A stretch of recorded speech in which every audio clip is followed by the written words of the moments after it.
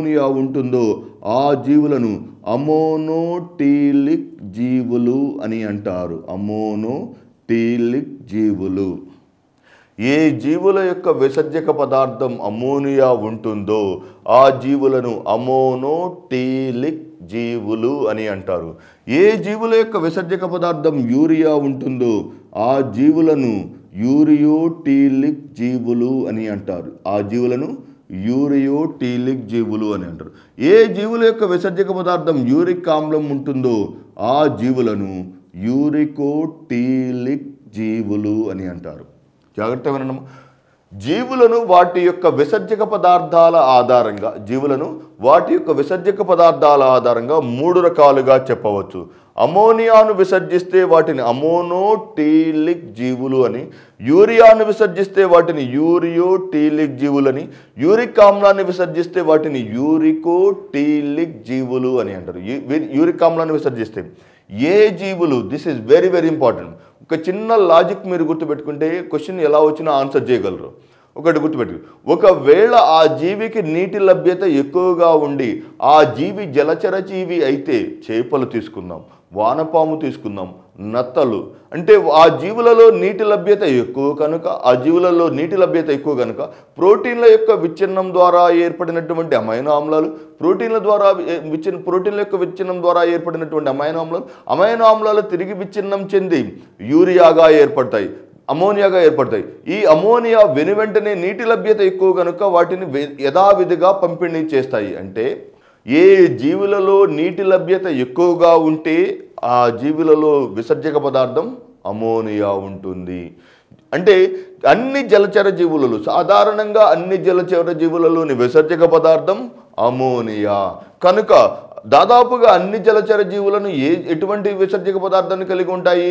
అమోనోటీలిక్ విసర్జక పదార్థాన్ని కలిగి ఉంటాయి. అంటే చేపలలోని విసర్జక పదార్థం అమోనియా, వానపాములోని విసర్జక పదార్థం అమోనియా, వానపాము ద్వారా తయారు చేసినటువంటి ఎరువు అయినటువంటి వర్మీ కంపోస్ట్లో కనిపించే విసర్జక పదార్థం అమోనియా.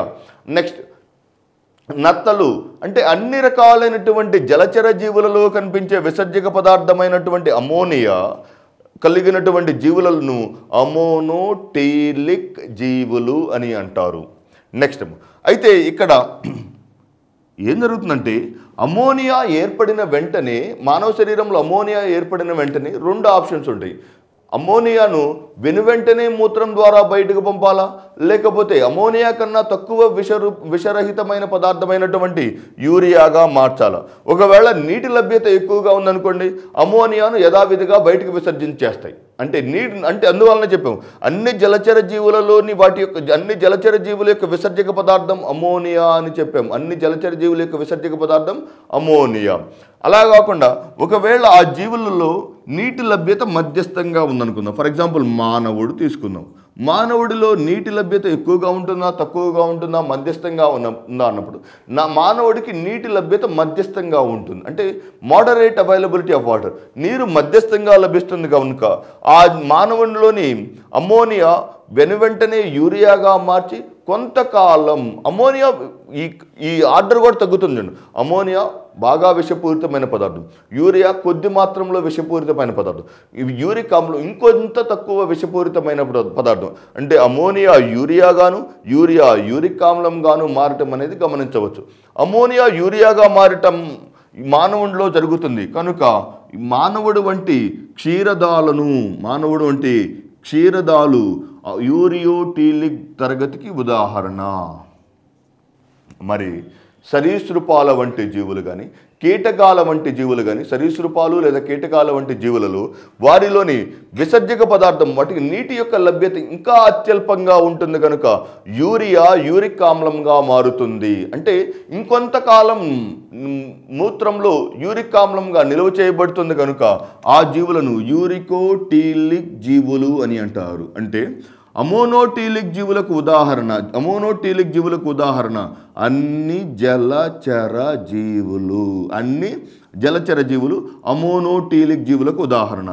దాదాపుగా అన్ని క్షీరదాలు లేదా నీరు మధ్యస్థంగా లభించే జీవులు, నీరు మధ్యస్థంగా లభించే జీవులలో యూరియోటీలిక్ జీవులు. నెక్స్ట్ యూరికోటీలిక్ జీవులకు ఉదాహరణ కీటకాలు మరియు సరీసృపాలు. The best example is nothing but lizard లేదా బల్లి యొక్క మూత్రం మన చర్మంపై పడగానే బొబ్బల వంటి ఇన్ఫ్లమేషన్ లేదా ఇన్ఫెక్షన్ రావడానికి కారణం బల్లి యొక్క మూత్రంలో ఉన్నటువంటి ఆమ్లం యూరిక్ ఆమ్లం. అంటే ఆర్డర్ చూడండి, అమోనియాను విసర్జించే జీవులను అమోనోటీలిక్ జీవులని అంటాము, ఉదాహరణ అన్ని జలచర జీవులు. యూరియాను విసర్జించే జీవులను యూరియోటీలిక్ జీవులని అంటాము, నీరు మధ్యస్థంగా లభించే జీవులు లేదా క్షీరదాలు. యూరిక్ ఆమ్లాన్ని విసర్జించే జీవులను యూరికోటీలిక్ జీవులు, ఉదాహరణ కీటకాలు మరియు సరీసృపాలు. అంటే ఎగ్జామినర్ నీకు క్వశ్చన్ అడిగినప్పుడు ఈ క్రింది జీవులలో యూరియోటీలిక్ జీవి ఏది లేదా అమోనోటీలిక్ జీవి ఏది అని అడిగినా, లేకపోతే ఈ కీటకం ఫర్ ఎగ్జాంపుల్ ఒక జీవిలోని విసర్జక పదార్థం ఏది అని అడిగినా నువ్వు ఫస్ట్ ఆలోచించాల్సింది ఆ జీవికి నీటి లభ్యత ఎక్కువగా ఉందా, మధ్యస్థంగా ఉందా, తక్కువగా ఉందా. నీరు అత్యధికంగా లభిస్తే తప్పనిసరిగా ఆ జీవిలోని విసర్జక పదార్థం అమ్మోనియా. ఒకవేళ ఆ జీవిలోని నీటి యొక్క లభ్యత మధ్యస్థంగా ఉంటే ఆ జీవి యొక్క విసర్జక పదార్థం యూరియా. ఒకవేళ ఆ జీవి యొక్క నీటి బాగా స్కేర్సిటీ, నీరు చాలా తక్కువగా లభిస్తుందంటే ఆ జీవి యొక్క విసర్జక పదార్థం యూరిక్ ఆమ్లం. ఆ ఒక్క పాయింట్ గుర్తుపెట్టుకోవాలి. నీరు ఎక్కువగా లభిస్తుందా, మధ్యస్థంగా లభిస్తుందా, బాగా లభిస్తుందా. బాగా లభిస్తే అమోనియా, మధ్యస్థంగా లభిస్తే యూరియా, అత్యల్పంగా లభిస్తే యూరిక్ ఆమ్లం. రాబోయే చాప్టర్స్లో వీటికి సంబంధించినటువంటి ఇంకొంచెం ఎగ్జాంపుల్స్ గురించి కూలంకుషంగా చర్చిస్తాం. నెక్స్ట్, ఇది ప్రోటీన్లు విచ్ఛిన్నం చెందడం ద్వారా అమైనో ఆమ్లాలు ఏర్పడి అమైనో ఆమ్లాలు ఏర్పడడం ద్వారా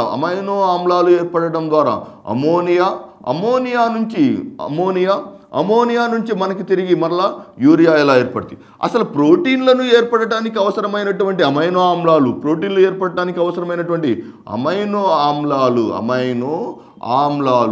వాటి యొక్క సంక్లిష్టత ఆధారంగా రెండు రకాలుగా చెప్పవచ్చు. ఒకటి ఆవశ్యక అమైనో ఆమ్లాలు, రెండు అనావశ్యక అమైనో ఆమ్లాలు. Essential amino acids, non essential amino acids, essential amino acids and non essential amino acids. ఆవశ్యక అమైనో ఆమ్లాలు సాధారణంగా, ఆవశ్యకం అంటే ఏంది, అవసరం, మన శరీరానికి అవసరం. ఎందుకని అవసరం? అవి సహజ సిద్ధంగా మనం తయారు చేసుకోలేము కనుక. అంటే సహజ సిద్ధంగా తయారు కాని అమైనో ఆమ్లాలను ఆవశ్యక అమైనో ఆమ్లాలు. సహజ సిద్ధంగా తయారు కావు కాబట్టి మానవునికి ఆహార పదార్థాల ద్వారా, పోషణ ద్వారా అందించవలసినటువంటి అమైనో ఆమ్లాలను ఆవశ్యక అమైనో ఆమ్లాలు అని అంటారు. ఎసెన్షియల్ అమైనో యాసిడ్స్ అంటే మన పోషణ ఆహారం ద్వారా తీసుకోవాల్సినటువంటి అమైనో ఆమ్లాలను ఆవశ్యక అమైనో ఆమ్లాలు. నెక్స్ట్ కమింగ్ టు ద అనావశ్యక అమైనో ఆమ్లాలు లేదా నాన్ ఎసెన్షియల్. మన శరీరానికి అవసరం లేదు. ఎందుకు అవసరం లేదు? అవి మానవ శరీరానికి సహజ సిద్ధంగా మనంతటా మనం ప్రోటీన్ సంశ్లేషణ ద్వారా తయారు చేసుకుంటాం కాబట్టి. ఇంతకుముందు చాప్టర్లో మనం చెప్పుకున్నాం వాటి గురించి. ప్రోటీన్ సంశ్లేషణ ద్వారా రైబోసోములు ప్రోటీన్ సంశ్లేషణ అనే విధిని నిర్వర్తిస్తాయి. ఈ రైబోసోములు ప్రోటీన్ సంశ్లేషణ ద్వారా ఏ అమైనో ఆమ్లాలను తయారు చేసుకుంటాయి? అనావశ్యక అమైనో ఆమ్లాలను తయారు చేసుకుంటాయి. ఈ తయారు చేసుకునే విధానాన్ని ప్రోటీన్ సంశ్లేషణ అంటాం. ఎక్కడైనా గుర్తు తెచ్చుకోవచ్చు మీరు. అనేక రకాలైనటువంటి అమైనో ఆమ్లాలు పెప్టైడ్ బంధం ద్వారా అనేక రకాలైనటువంటి అనేక సంఖ్యలోని అమైనో ఆమ్లాలు పెప్టైడ్ బంధం ద్వారా జతపరచబడగా ఏర్పడినటువంటి సంక్లిష్టమైన నిర్మాణాన్ని ప్రోటీన్లు అని అంటారు. ఈ ప్రోటీన్లు ఈ అనావశ్యక అమైనో ఆమ్లాలు కనుక ఇవి మానవ శరీరంలో సహజ సిద్ధంగా తయారవుతాయి కనుక వీటిని ఆహారం ద్వారా తీసుకోవాల్సిన అవసరం లేదు. సహజ సిద్ధంగా తయారయ్యే అమైనో ఆమ్లాలు, తయారు కానివేమో ఆవశ్యక అమైనో ఆమ్లాలు, తయారయ్యే అమైనో ఆమ్లాలేమో అనావశ్యక అమైనో ఆమ్లాలు. ప్రోటీన్లు అనేక అమైనో ఆమ్లాలు పెప్టైడ్ బంధం ద్వారా జతపరచబడగా ఏర్పడినటువంటి సంక్లిష్ట నిర్మాణాలను చెప్పుకున్నాం. వీటి యొక్క ఆవశ్యకత ఆధారంగా అమైనో ఆమ్లాలను 2 రకాలుగా వర్గీకరించాం. ఒకటి ఆవశ్యక అమైనో ఆమ్లాలు, 2 అనావశ్యక అమైనో ఆమ్లాలు. ఈ జీవరసాయనిక పదార్థంలో మనం గుర్తుంచుకోవాల్సింది అన్ని రకాలైనటువంటి జీవ చర్యలకు, రక్షణ చర్యలకు దోహదం చేసే ఎంజైమ్లు, ఈ మన శరీర రక్షణ వ్యవస్థను కలిగించే ప్రతిరక్షకాలు అన్ని ప్రోటీన్లు లేదా అమైనో ఆమ్లాలతో ఏర్పడినవి. 4వ జీవరసాయన పదార్థమైనటువంటి కేంద్రకామ్లాలు. కేంద్రకామ్లాలు లేదా న్యూక్లిక్ యాసిడ్స్.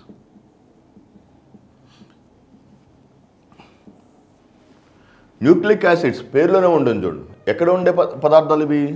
కేంద్రకంలో ఉంది. ఏ స్వభావాన్ని కలిగి ఉంటాయి? ఆమ్ల స్వభావాన్ని. కేంద్రకంలో ఆమ్ల స్వభావాన్ని కలిగినటువంటి ఆమ్ల పదార్థాలను కేంద్రకామ్లాలు. ఇవి సాధారణంగా 2 రకాలైనటువంటి కేంద్రకామ్లాలు. ఒకటి డిఎన్ఏ, 2 ఆర్ఎన్ఏ. డిఎన్ఏ మరియు ఆర్ఎన్ఏ. డిఎన్ఏ అనగా డిఆక్సీ రైబో న్యూక్లిక్ ఆమ్లం. ఆర్ఎన్ఏ అనగా రైబో న్యూక్లిక్ ఆమ్లం. ఒక జీవిలోని నిన్న మనం చెప్పుకున్నట్టు ఒక జీవిలో అవయవంలో కణజాలంలో కణంలో కేంద్రకంలో క్రోమోసోములలో డిఎన్ఏ లేదా ఆర్ఎన్ఏ అనే జన్యు సమాచారం నిక్షిప్తం చేయబడుతుంది. ఇది డిఎన్ఏ రూపంలో ఉండవచ్చు లేదా ఆర్ఎన్ఏ రూపంలో ఉండవచ్చు. దిస్ కెన్ బి డిఎన్ఏ లేదా ఆర్ఎన్ఏ రూపంలో ఉండవచ్చు. కేంద్రకామ్లాలు 2 రకాలైనటువంటి కేంద్రకామ్లాలు. ఒకటి డిఎన్ఏ మరియు ఆర్ఎన్ఏ. డిఎన్ఏ అనగా డిఆక్సీ రైబో న్యూక్లిక్ ఆమ్లం, ఆర్ఎన్ఏ అనగా రైబో న్యూక్లిక్ ఆమ్లం. ఈ డిఎన్ఏ లేదా ఆర్ఎన్ఏ ఎక్కడుంటాయి? క్రోమోసోములలో ఉంటాయి. క్రోమోసోములు ఎక్కడున్నాయి? కేంద్రకంలో ఉన్నాయి. కేంద్రకం ఎక్కడుంది? కణంలో ఉంది. కణజాలం అవయవంలో జీవిలో ఉన్నాయి. అంటే ఒక జీవిలో ఉన్నటువంటి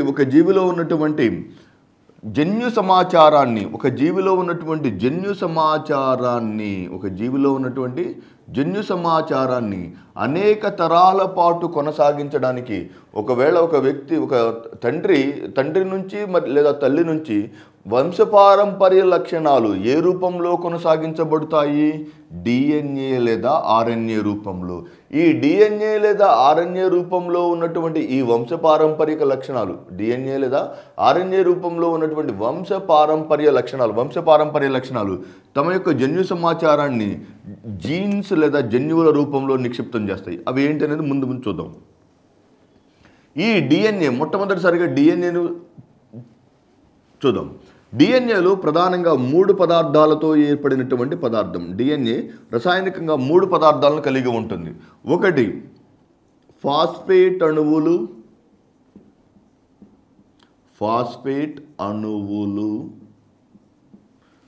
డిఎన్ఏ యొక్క ఫుల్ ఫామ్ డిఆక్సీ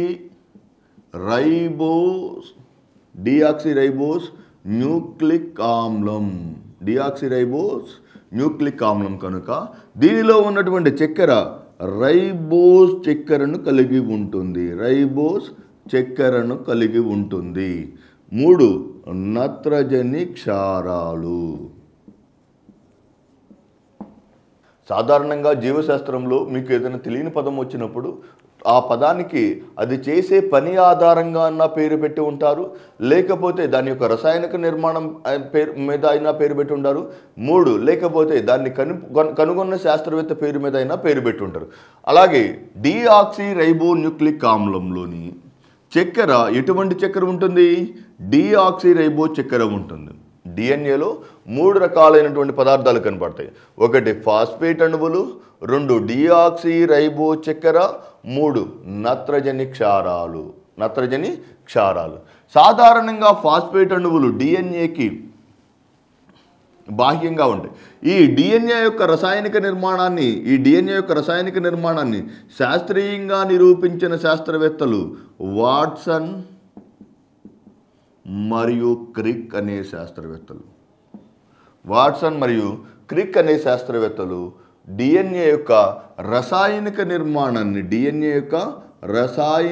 నిర్మాణాన్ని శాస్త్రీయంగా నిరూపించిన శాస్త్రవేత్తలు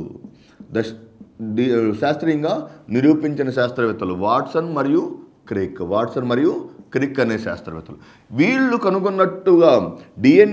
కనుగొన్న దాని ప్రకారం డిఎన్ఏ మెలితిరిగిన నిచ్చెన వంటి నిర్మాణాన్ని కలిగి ఉంటుంది. మెలితిరిగిన నిచ్చెన వంటి నిర్మాణాన్ని కలిగినటువంటి డిఎన్ఏ సాధారణంగా 3 పదార్థాలు అని చెప్పుకున్నాం కదా. బాహ్యంగా ఫాస్ఫేట్ అణువులను కలిగి ఉంటుంది. ఫాస్ఫేట్ అణువుల తర్వాత మనకి డిఆక్సీరైబో చక్కెరల తర్వాత ఒక జత నత్రజని క్షారాల నుంచి మరలా తిరిగి డిఆక్సీరైబో చక్కెర నుంచి ఫాస్ఫేట్ అణువు.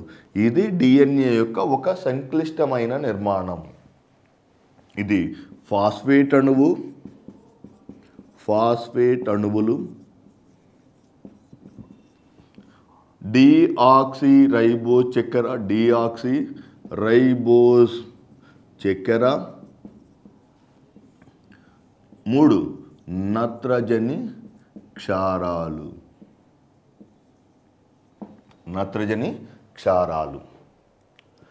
డిఎన్ఏ మెలితిరిగినటువంటి నిర్మాణమైనటువంటి డిఎన్ఏలో ప్రతి ఒక్క మెలికలో ఈ 3 పదార్థాలు కనిపిస్తాయి. డిఎన్ఏకి బాహ్యంగా మనం నిచ్చెన చూసారనుకోండి, మీరు ఇటువంటి ఒక నిచ్చెన చూసారనుకోండి, నిచ్చెనలో ఇలా అనుకున్నాం. నిచ్చెనలో బాహ్యంగా ఇక్కడ ఒక ప్రోటీన్ అణువు తీసుకుంటే ఇక్కడ డిఆక్సీరైబోస్ చక్కెర, ఇక్కడ నత్రజని క్షారాలు మళ్ళీ రిపీట్ అవుతూ ఉంటాయి కదా. అలాగే దీన్ని మెలితిప్పితే, ఒక నిచ్చెనను మెలితిప్పితే ఎటువంటి నిర్మాణాలు ఏర్పడతాయో అటువంటి నిర్మాణమే డిఎన్ఏ యొక్క నిర్మాణం. ఈ డిఎన్ఏలో బాహ్యంగా ప్రోటీన్ అణువు, ఫాస్ఫేట్ అణువులు, దాని తర్వాత డిఆక్సీరైబోస్ చక్కెర తర్వాత నత్రజని క్షారాలు, మరి ఒక జత నత్రజని క్షారాలు, ఒక జత డిఆక్సీరైబోస్ చక్కెరలు, ఒక జత